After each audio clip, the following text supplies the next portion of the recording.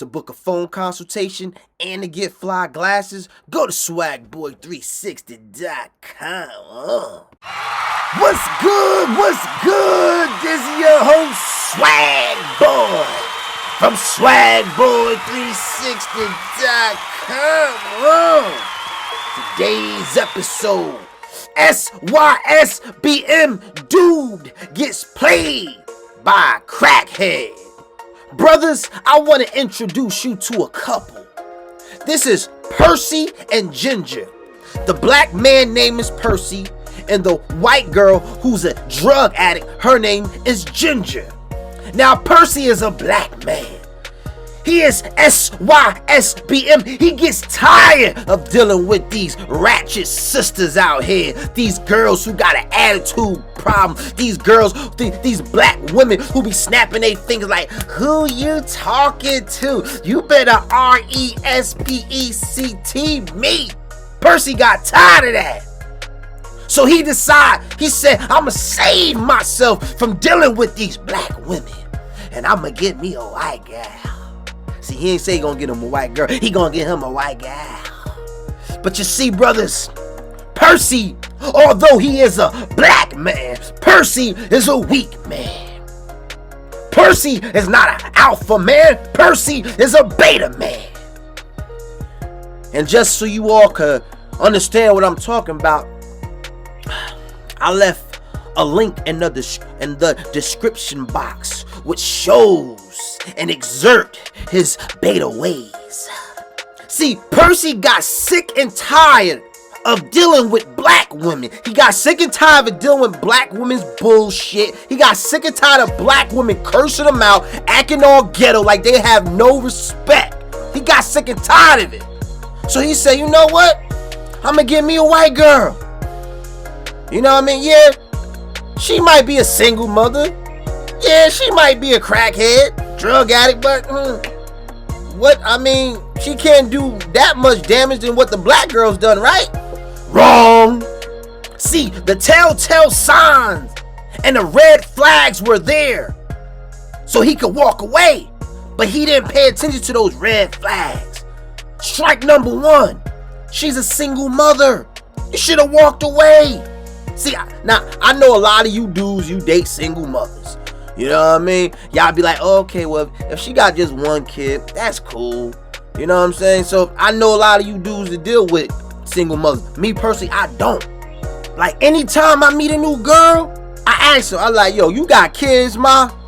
She be like, oh, no, I don't have kids, but I do have a dog. You got a dog? Bitch, if I'm on the phone with you and that nigga be barking like crazy, it is over. Nigga, it's been times I broke up with a girl because of a dog.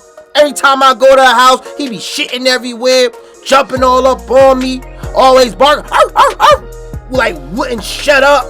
Like, yo, if I don't got tolerance for a dog, I know I ain't gonna have tolerance for no damn kids. Red flag and strike number two that he should have paid attention to and walked away from. Red flag number two, she's a drug addict. Percy, Ginjer is a drug addict. Why are you in love with a drug addict? And you not a drug addict. I can see if you was a crackhead, okay, and she's a crackhead, okay, it makes sense. Two crackheads together, that makes sense. It doesn't make sense when a dude is sober and your girlfriend's a crackhead. It don't make sense. Like, yo, I can't even deal with girls who are weed heads. Like I be meeting girls, they be like, yo, I gotta smoke weed. I smoke weed every day, yo. I'm like, yo, good luck, nice knowing you, I'm out. What's in it for me? What's in it for me if I deal with a girl who's a weed head and I'm not? Red flag and strike number three. She's a prostitute. She's a sex worker. She prostitutes herself to support her drug habit. Because I remember in the show, she had like a $300 a day drug habit. And to support her drug habit, she would prostitute herself. So basically, while she's prostituting herself, Percy would basically go somewhere, like take her son to the park or whatever, or get out the house so she can handle her business with the trick. Now, let me explain something to you cats out there that be dealing with girls who are like hookers and strippers, right? Because I had a friend of mine a couple years ago. He was dealing with a girl who was a stripper. You know what I'm saying? So one time we was chopping it up. He said, yeah, man, I've been dealing with this girl for a couple of months, man. She work out at a strip club, you know what I mean? Like that we all know about in our city, whatever. I'm like, oh, okay, so she be giving you money, right? He's like, oh, nah, she don't be giving me money. Like whatever money she make, that's her money. I'm like, wait, hold up. You're dating a girl who's a stripper and she don't be giving you no money? Like she don't be like looking out for you, she don't be taking care of you, nothing? He said, nah, swag, it ain't like that. We just cool people. Listen, fellas, if you deal with a hoe, okay, you either one or two things. You're either the pimp or the trick. Ain't no in between. You're either the pimp or the trick. In this case, my boy was the trick. Because when this stripper in particular, when she didn't make enough money, when she didn't meet her quota for that night, guess who would make up for it? When she had a bad day financially, guess who would make up for it? His ass. So therefore, he was the trick. Same thing in this case with Percy and Ginjer. When Percy didn't turn enough tricks to support her drug habit, guess who would help her with the money that she didn't make to support her drug habit? You got it, Percy. So in this case, Percy was the trick. Now, on this particular show called Intervention on A&E, towards the end of the show, this is where the family of the drug addict comes together and begs them to get help. They plead with them to get help. In this episode, Ginger's family, which is a white family, and her boyfriend, which is Percy, came together at the end of the show to beg Ginjer to get help. Now I can understand the family crying, saying, "Look, man, you gotta get your life in order. Like, come on, we love you." I can understand that coming from a family perspective, right? But then you had Percy simp ass, right, crying. He read Ginjer this letter, and as he's reading the letter, he's crying. He's overwhelming in these tears, like, "Ginjer, I love you, and I just want you to get your life together." And that's when she's crying with him, like, you simp ass nigga. Like, ooh, it's dudes like this that make black dudes look bad, son. Like, for real. Like, ooh, this pissed me off watching this dude cry. Look at the link in the description box. I put a clip in it if y'all think I'm lying, man. So, long story short, her family and Percy convinces her to go on rehab, which is a good thing. So, Ginjer goes to rehab. I think about two and a half months later, she's making progress. She's talking better.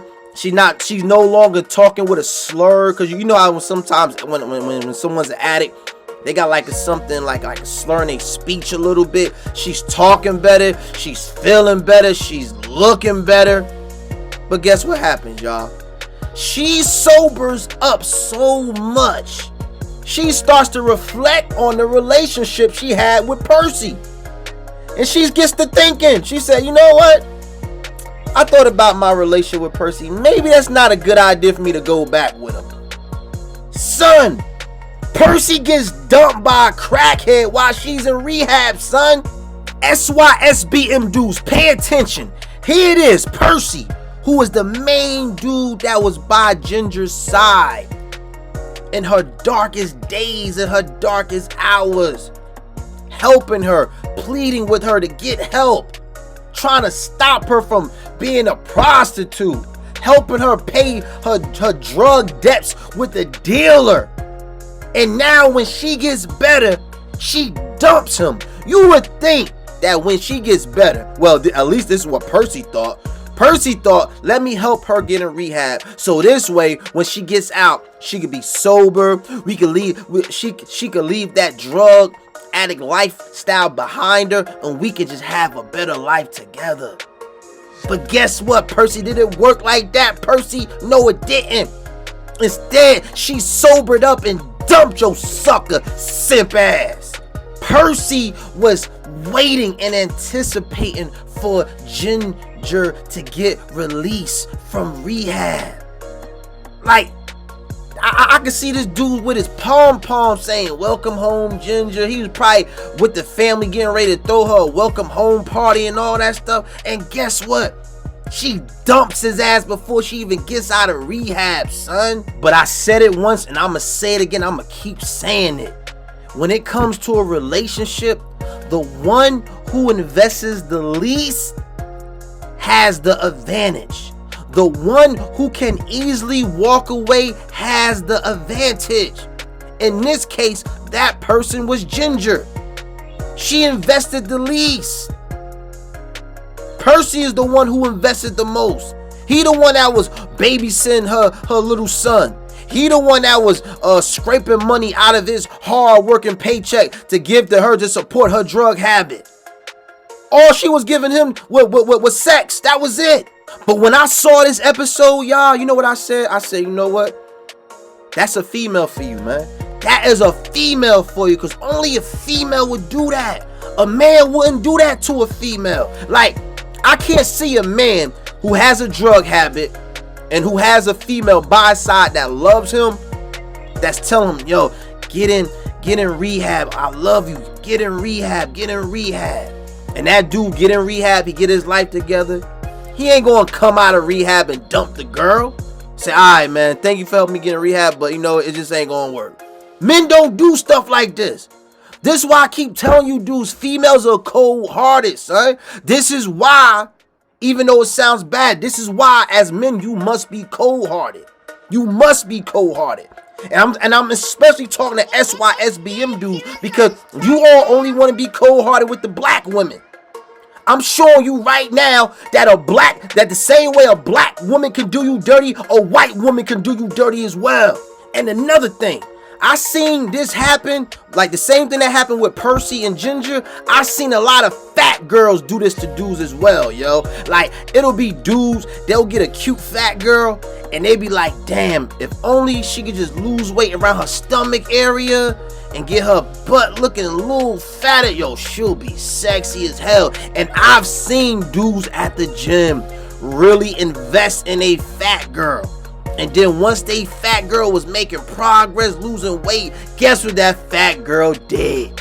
They dumped his ass, yo, and got with another nigga got with another dude that fat girl wanted, but that guy didn't want her fat ass because she was fat. So now that she's no longer fat, she's getting with the dudes that previously rejected her, because now she feels so accomplished. Now she could go after the guys who were out of her league beforehand. You know what I mean? That's why I tell you niggas, females are cold-hearted, son. A female will leave you in a drop of a hat.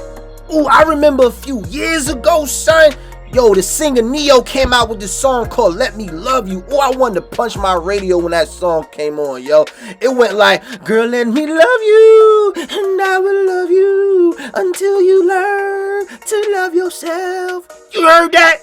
He said, let me love you, and I will love you until you learn to love yourself. That's what Percy did with Ginjer. And it backfired on his simp ass. And that's what you niggas be doing with fat girls. You loving the fat girl until she love herself. And then when she love herself enough, she dump your ass. She like, well, damn, you know what? Now I think about, I am beautiful. I don't need you. It's over. Bye. That was today's episode. Like, comment, subscribe, and I'ma catch you on the next go round, my nigga. Hello.